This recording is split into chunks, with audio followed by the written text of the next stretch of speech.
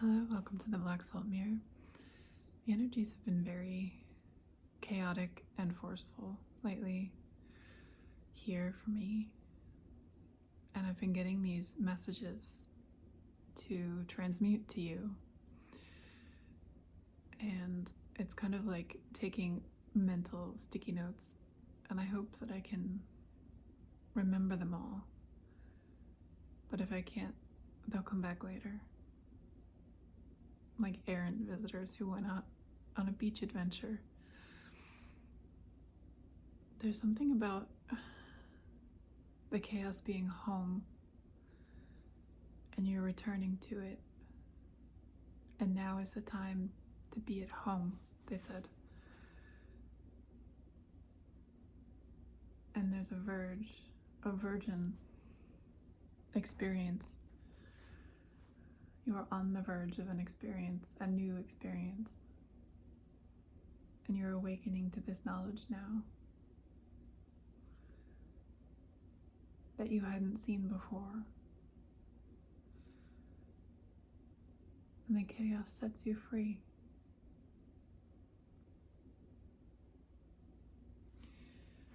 There are things that are meant to happen. And sometimes it feels like the timing for you is the very last minute, scooting through the door as it's closing, and you have to hustle.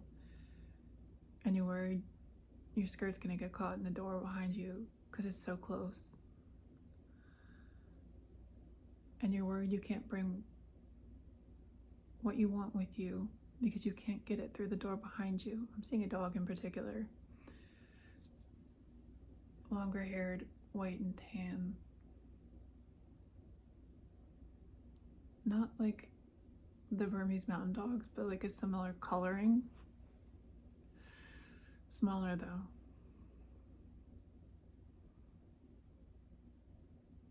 And there's a brown hat.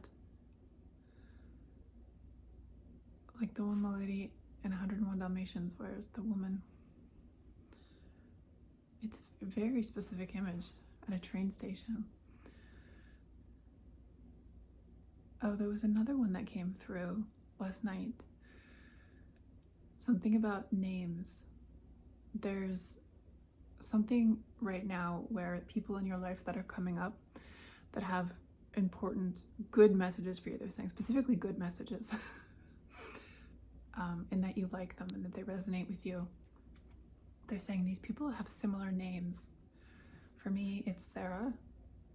There are many other readers that I follow, astrologers, tarot readers, and the name Sarah is significant. Not even necessarily as the person's name, but just coming up somewhere. And the message that they had shown me is another very specific image of a black man. And last night he had lighter skin, like when you put milk in coffee. But now in my mind he's darker, like he's been out in the sun. So he's browned up. But both times he's wearing a green, like olive green wife beater. He's got a beaded necklace and he's got long dreads. Like a little shorter than my hair is now, but they're dreads and they're pulled back just on the top like this. And they're saying his name's Ollie. And there was something about his name last night when I saw it, that this would either be you or significant to you in his name. And he's a guide for someone.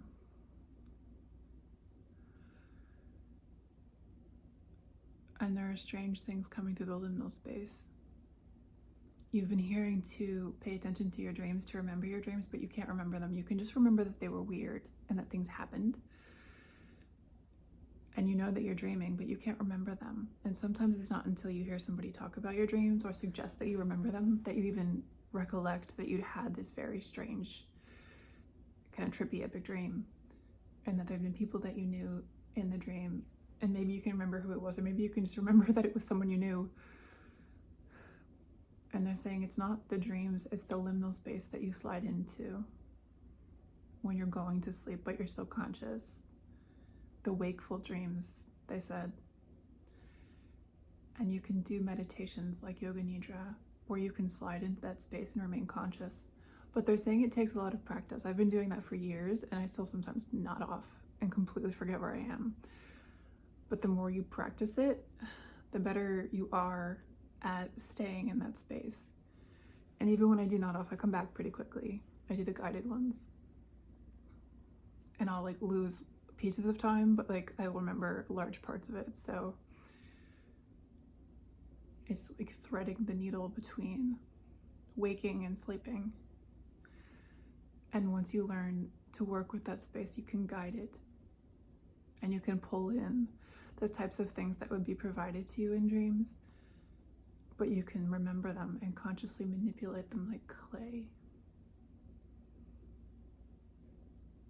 And that's important because it's part of your manifesting ability. And the manifesting ability is important now for you because you need to eliminate it. And by it, they mean the stop that prevents you from manifesting fully. You've probably been seeing these little manifestations come true where you're like, oh, wouldn't it be nice if I could have ice cream today? And maybe it's like a specific kind of ice cream that you wouldn't realistically expect to be able to go out and get. But it just so happens that you have the opportunity to get like that specific kind of ice cream, or someone mentions going where you can get it. And you're like, huh, I think I manifested that. I think I manifested getting the ice cream I want. And it's always little things that are less significant. Like, I want to buy new bras. And then I find out that the shop I'm at carries the brand of bras that I like, even though I thought they only sold them on the manufacturer's website and stuff like that. Little things that come up where you're like, I pulled this into my reality. I asked for this. And it happened because it wasn't important to me, because I thought it and then released it. But it doesn't work as well when it's the big things like the money and the house and the abundance of love in your social life, in your circle. And you see the messages, like it's coming, it's coming. And you're like, you've been saying that though. Christmas has come and went multiple times. My dad used to say that when he thought I was being slow. I'd say, I'm coming. He says, so is Christmas. He's laughing. He's always here now with us, guiding us. He's very invested in this collective.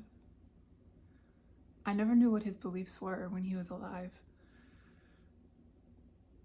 I think he had some metaphysical inclinations, but I don't think he ever explored them. Because I think he was taught growing up that they were woo-woo.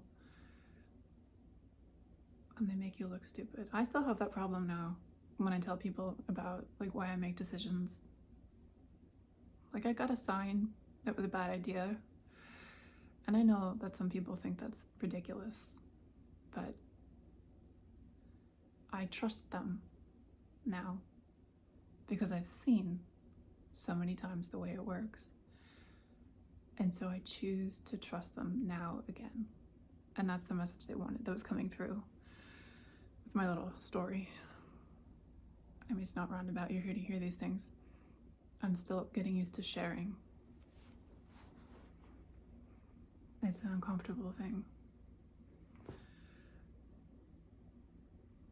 But that's what was coming through. As they've been training you to trust them.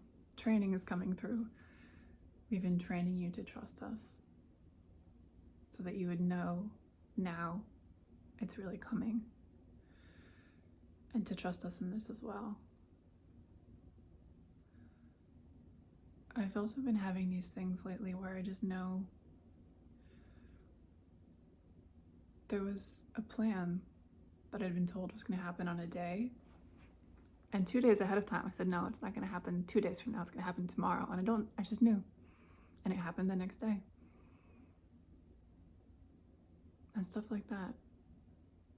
And sometimes if you're new at this, it's helpful to start writing down the times, both when your manifestations or your wishes. Sometimes they feel like wishes.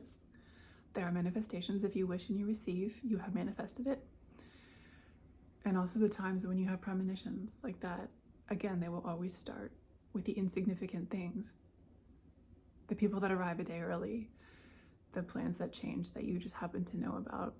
Being in the right place because you knew that that was the right place to be and no one else did. Hearing things. There have been times when my manifestation ability allowed me to read things. There was a text message that I swear that I saw that no one had ever sent, but I got the information anyway, and I started talking about it. And then I realized that I'd never seen like somebody explicitly say something, and then just like I pulled it out of their conscious. So they figured that I just knew. And then later, Spirit let me know. They're like, no, they didn't tell you that in text. They told you that in the subconscious, and you knew it. And then it was true. It's a very interesting experience. And sometimes you'll miss it. Sometimes Spirit won't be like, hey, look what you just did. Sometimes you have to think back and think, oh, did they explicitly say that out loud, or did I just know? And these are the things that you write down. The times that you knew things. The times that you had premonitions. The times that you had feelings. The times that you thought it would be nice to have something, ask for something, and it came through. And that is how you sharpen the blade that is your intuition. The honing stone. I think this is Dalmatian jasper. This came out with me in the candle, and they wanted me to show it to you just now. I got this from a metaphysical shop when I ordered some tarot decks. They sent this as a gift. And so I don't know what it is, but it's pretty. And it's very polished. Looks like it's been tumbled quite well.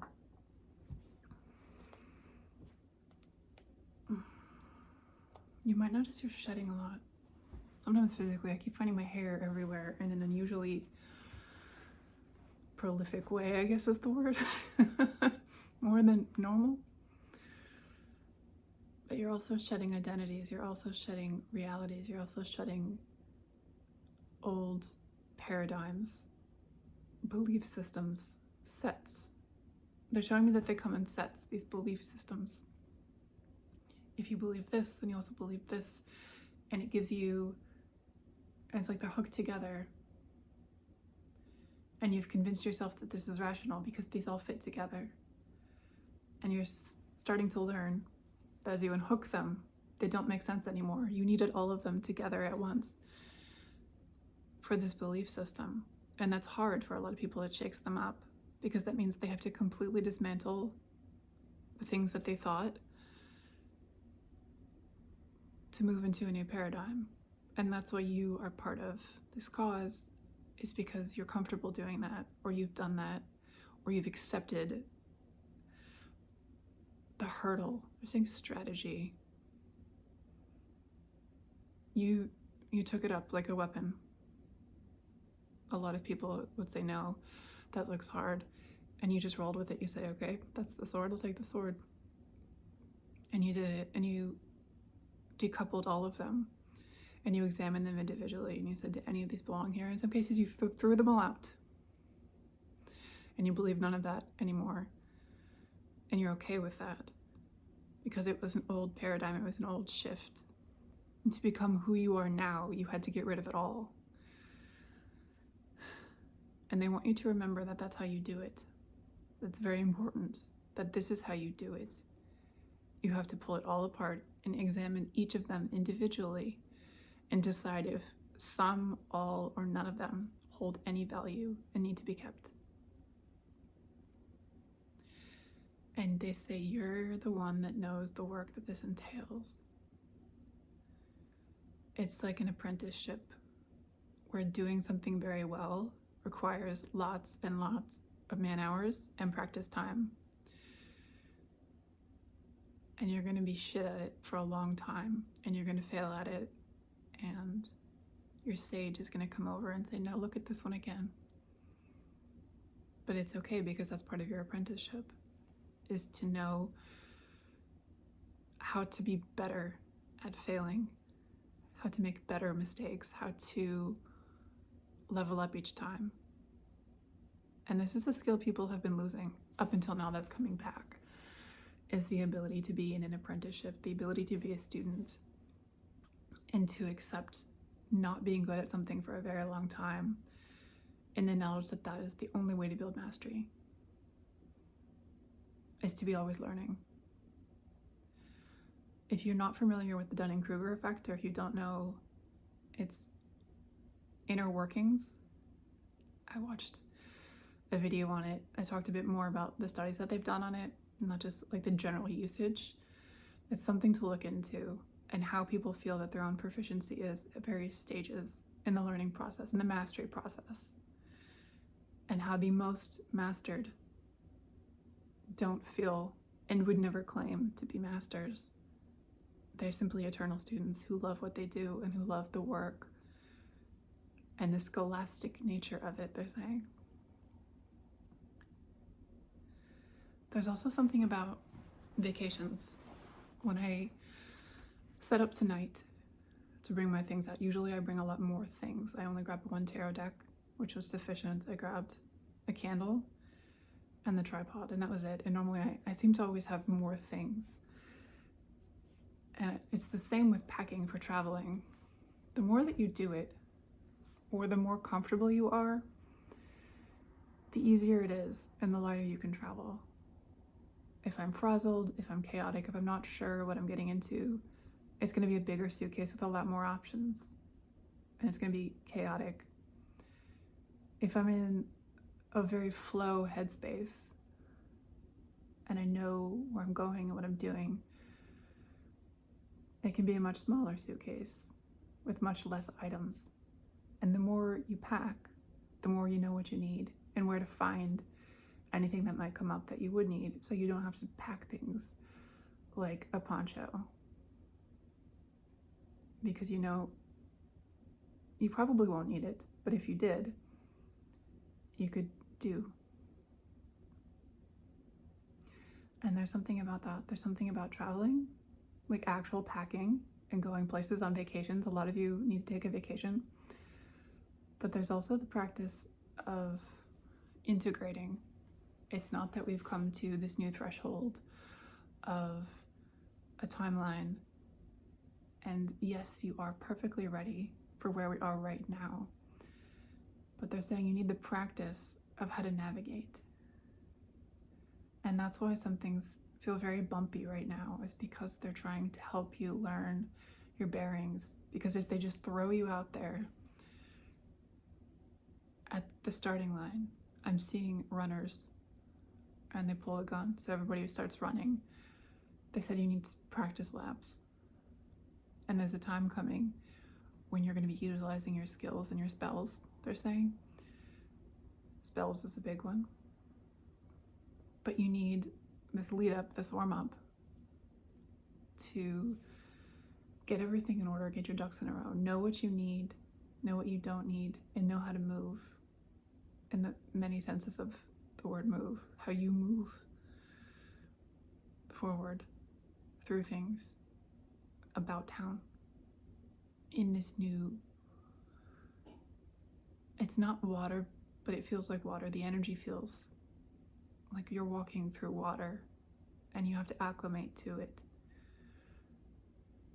And there will be benefits to it, and there will be things that you liked better about the old way, but you can get comfortable in it regardless. You can adjust to this with practice and acclimation.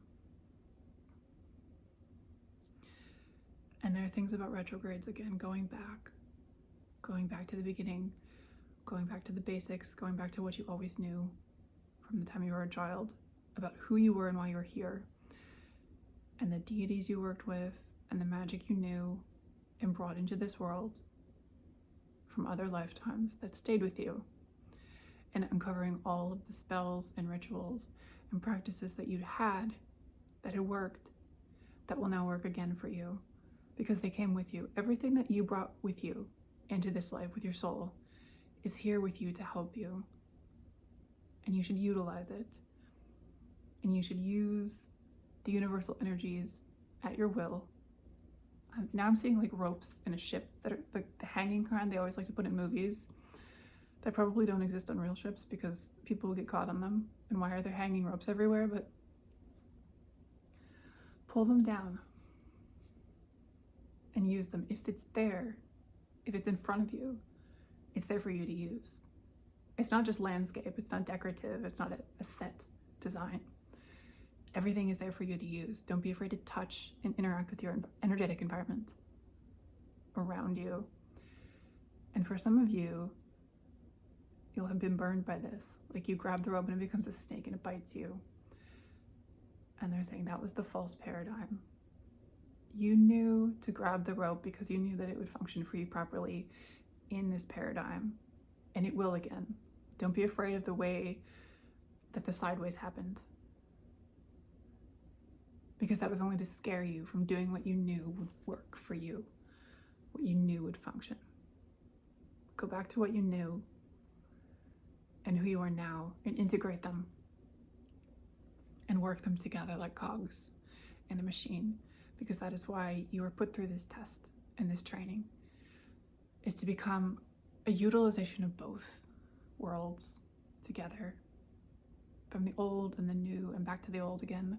But it's new now because we're going forward in it.